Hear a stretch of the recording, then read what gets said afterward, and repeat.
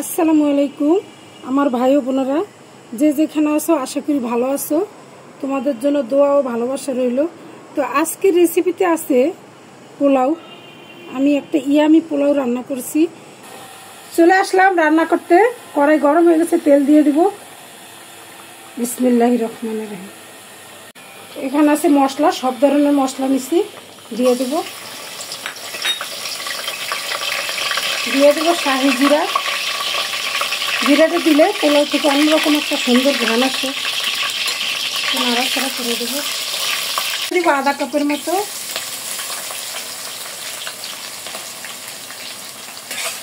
একটু brown colour করতে হবে, মশলার সাথে ভেজে নিব ভালোভাবে।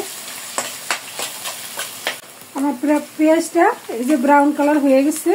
আমি এখন বাকি মশলাগুলো একটু দিয়ে দেবো স্বাদ মতো লবণ, একটু রসুন বাটা,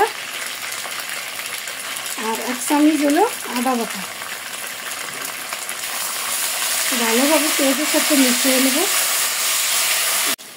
কাঁচামরিচ দিয়ে দিলাম 8-10টা।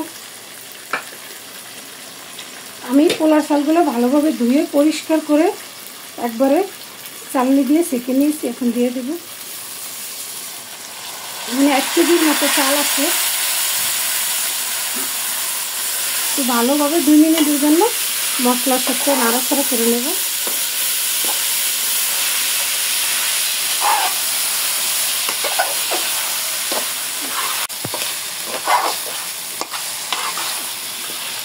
চালগুলো ভাজা হয়ে গেছে। পোলাও চালগুলো এইভাবে চালগুলো ধৈর্য ধরে ভাজলে পোলাও খেতে অনেক মজা হয় এবং ঘ্রাণটাও অনেক সুন্দর আসে।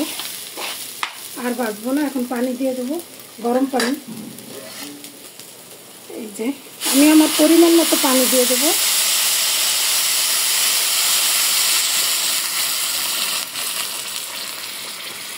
এটা জাস্ট একটা আন্দাজের উপরে দিতে হবে।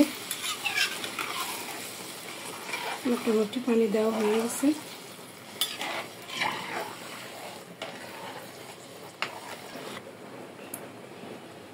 আমার ইয়াটা ফুটে উঠছে। আমি এখন ঢাকনা দিয়ে দেব। এই পর্যায়ে চুলার আঁচটা একদম ডিম করে দেব।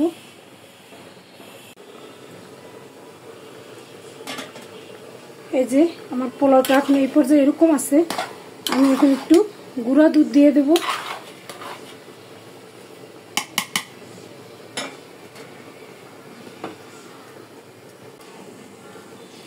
3 টেবিল চামচের একটু বেশি গুঁড়া দুধ মিশিয়ে গরম পানির সাহায্যে একটু গালিয়ে দেব।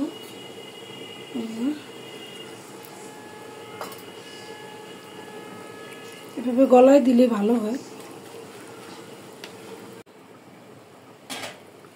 এই যে আমি দিয়ে দেব। দুধটা দেওয়া হয়ে গেছে, একটু নাড়াচাড়া করে দেব। হয়ে গেছে। আর 2-3 মিনিটের জন্য ভাপে রেখে দেব।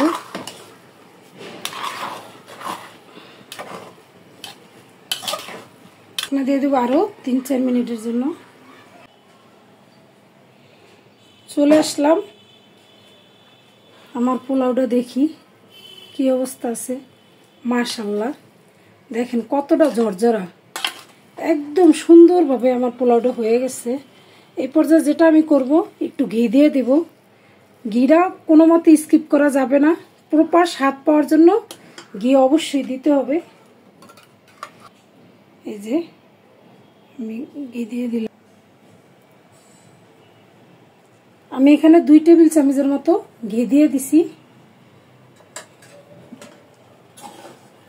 একটু ভালোভাবে সেট করে দিই। ঘি এমনিই ইয়ে হয়ে যাবে। একদম সুন্দরভাবে আমার পোলাওটা হয়ে গেছে।